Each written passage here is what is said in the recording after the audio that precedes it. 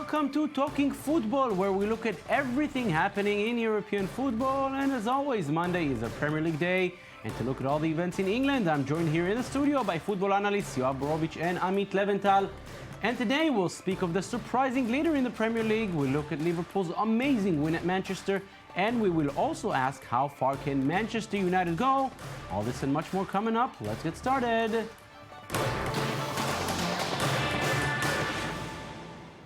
When you think who the leaders might be in late November, you would expect to see the Manchester teams there, maybe Chelsea, perhaps Arsenal, but none of them is currently first. Leicester City is the team at the top after winning in Newcastle 3-0. Just before halftime, Jamie Vardy scored his 13th goal of the season, an amazing average of a goal per match. This was also the 10th successive match in which he scores, equaling a record set by none other than Ruud van Nistelrooy. Leicester scored twice more after the break, but manager Claudio Ranieri focused on his main striker, and he believes the record can be extended. I'm very, very happy for his performance. It's not easy to equalize a big champion.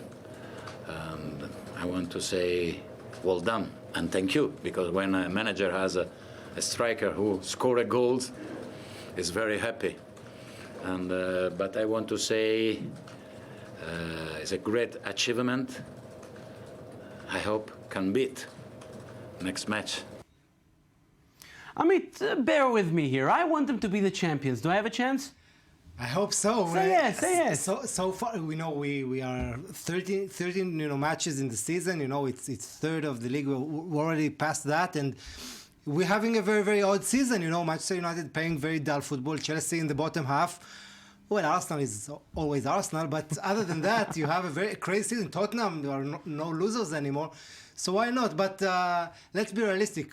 They don't play. Leicester doesn't play in Europe, so it's a big maybe advantage. But I don't think they have. They don't have the strength in depth if they have any injury to one of the key players like Mahrez or like Vardy.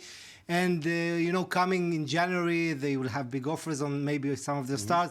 So I would not put my money on it, but even if they finish, in the top four, it sounds, imaginary. So, let's keep the party on and live it by day, because it's an amazing story. When does it usually have? When does it fall for these teams? Is it the Christmas frenzy, those 3 games in a week that usually kill them? Exactly, in late December when it becomes very intense with all the Boxing Day and Christmas games, and as Amit mentioned, the quality of depth is questionable with Leicester. I don't think they'll be selling their big stars during the winter. They won't be doing this, but still, it's going to be very difficult for them even to finish in the top 4. But so far, it's really a wonderful Cinderella story. They were the favorites to go down this season. Just to remind of viewers, it's amazing, really. I cannot think in the previous 20 years or so of such a story. But we have to wait. We're still early in the season, so if they keep top, even if they finish in the top half of the table, it will be a big surprise. They're also very mentally tough. A lot of games they came from behind, very strong mentally. And they scored the most goals. So they're playing an attractive football. They're not doing it by 1-0 scores. They're doing it 3-2, 3-0. So they were probably... They're fantastic to watch and great spirit. Jamie Vardy, he never gives up, and he's the symbol of the success of Probably the team. not the next champions, but always nice to see. The leaders ahead of the weekend were Manchester City, who finally got Sergio Aguero back from injury, but that did not really impress Liverpool, who came for a visit. The mighty Reds were 3-0 up after half an hour. Aguero did get a goal back on his renewed debut, but it will be one he would love to forget as Liverpool win 4-1. Manager Jurgen Klopp believes his team can even do much better than that. For tonight, it was very good. It was not perfect because we can defend better, and we can stay better in the game with a 3-0 lead. All the things, but of course, when you win 4-1 against Man City, then it should be very good. It was very good. Was deserved. What's very important. What is very important, but not more. Jurgen Klopp says his team can even do better. How better can he get than winning 4-1 against Manchester City away? First of all, Jurgen Klopp is a very impressive win in the Etihad, of course. But for him, Liverpool, the destination should be the top 4. One great win, as great as it is, it won't be enough. So far, Klopp's results are not that amazing, but we see an improvement. We see the team pressing more. We see better conditioning, better mentality, stronger mentality. And still, because as we mentioned, the Premier League is a very long season. The challenge is for the long haul. It's not just a 1 or 2 given games. Now, Liverpool has been losing their stars to big teams in England, like Sterling, away, like Suarez. Do they have economically what it takes to battle with these teams, to keep their big players? The main issue is to finish in the top 4 and have Champions League football. That's how it is. And if you miss on that, if you don't get to the Champions League, then players want to move. That's how it is. Even we hear that Eden Hazard wants to, will demand the move to Madrid if Chelsea is not in the Champions League next season. So this is how it works. But the most impressive thing, after winning at Chelsea, at City, you see the Liverpool players buying into his tactics, into his demeanor, his style, his smile, his positive approach. It's a lovely football, but really the main issue now is to see how they deal with the minor teams, Crystal Palaces, the Leicesters, to see, because they're high pressing, it works against opposition who allows you to play and move the ball a lot. When they need to have the initiative, to make plays with the ball, that will be a testing. We need to see how they go on, but very good signs at Liverpool, no doubt. Now let's take a look at the losing side, and while Jurgen Klopp said his team can even do better, City manager Manuel Pellegrini thinks his side cannot do much worse. Difficult to understand why we play so bad, not just one name or other name, as a complete team, in defending, attacking, in possession. I never seen this team playing the way we did tonight. I do like the fact that Manuel Pellegrini is not looking for excuses, injuries and stuff. He just says, we were terrible, that's it. Yeah, he says it as it is, because nobody expected City to be losing to Liverpool at home in this fashion. City so far played a successful football, a beautiful football. No doubt, they need to get David Silva back in shape, Aguero without all those injuries.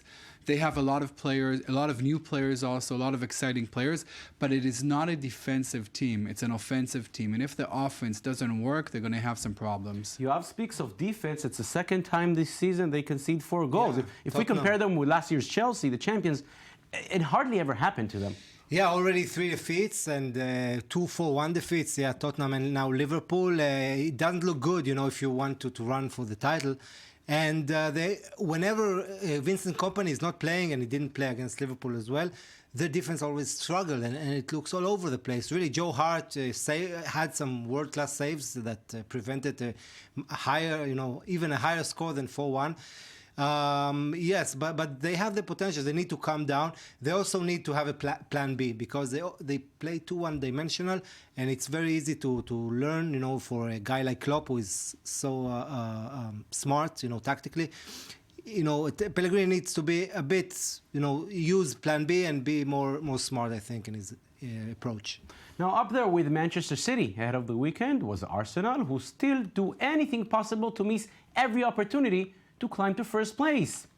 For the second time in a row, the Gunners do not seize the opportunity given to them by Manchester City, though this time they can feel unlucky. Arsenal was far better than West Bromwich, but being the better side is not enough. Olivier Giroud gave the Gunners the early lead, but West Brom equalized, and then Arsenal captain Mike Arteta scored a goal, but to the wrong net. And if that's not enough, Santi Cazorla missed a late penalty, leaving manager Arsene Wenger frustrated. Oh, it was a very bad afternoon for us. We had 70% possession. We scored an own goal. We missed a penalty. We gave a goal away on set piece. That's perfect to make of your afternoon a nightmare. And we missed open goal chances, I can understand the disappointment. On the other hand, if they play like this, most of the time they will win.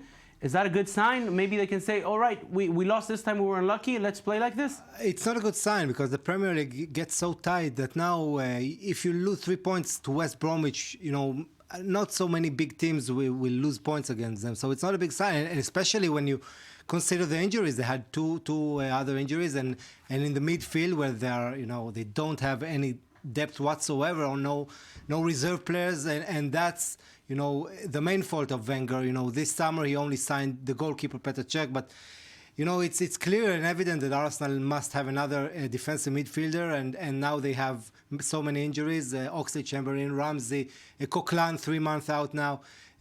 So it's worrying. I'm not sure it's going to be good for us. The fact that they even have a player such as Mikel Arteta playing quality minutes for them, he's the guy who scored the own goal, is a problem by itself. We always talk about defensive midfield. We always talk about the problems in attack. Olivier Giroud is playing great, but who do they have besides him who's scoring goals? So Arsenal, there's always something lacking with this club, and so far, they in terms of points, they played well, but we see in Europe, they're not a very strong team. The problems of Arsenal of past are still the problems of Arsenal of present. The only thing they fixed is the goalkeeper situation. It's not enough, especially now with Coquelin being injured for 2 or 3 months. So Arsenal is going through a squad problem not deep enough as it seems. The defeats by Manchester City and Arsenal were great news for Manchester United, who are still not impressing and not scoring much, but they are in second place after beating Watford in dramatic fashion. Wayne Rooney and Anthony Martial were both injured, meaning Louis van Gaal had no striker at the top. He moved Memphis Depay from wing up front and saw his team score early on. Just 3 minutes from time, Tony Deeney got the equalizer for the home team. In stoppage time, he scored again. Unfortunately for him, it was to his own goal. United win 2-1. It may not be great football, but their manager is very happy with the fighting spirit. We could finish the game much earlier. And I have to say, after the penalty, I thought, oh, we give it away.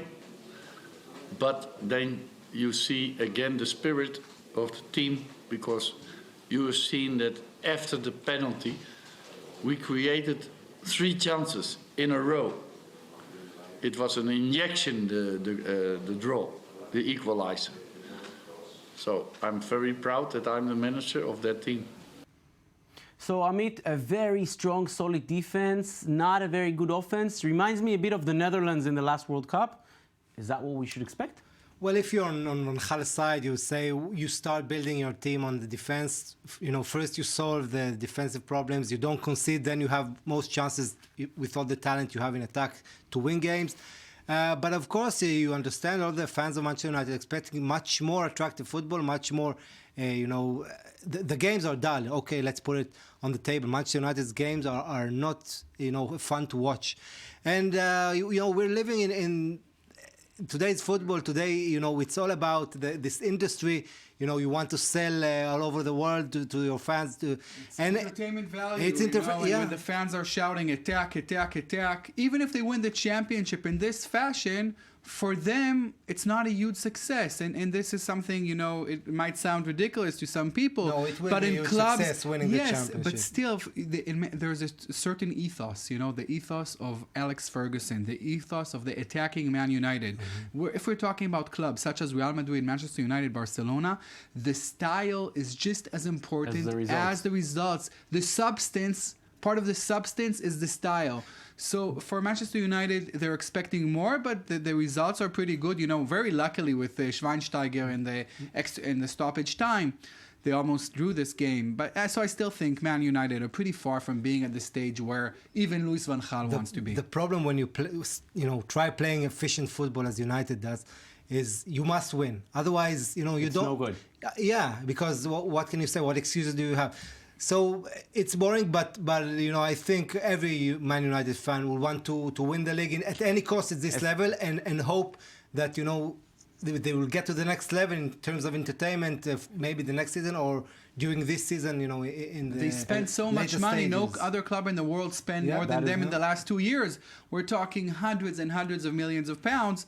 So you're expecting to see something on the pitch that it looks better. And though winning is especially important for them after the two last dismal seasons, what does all this mean in the ranking? This is what the top of the Premier League looks like after 13 matches.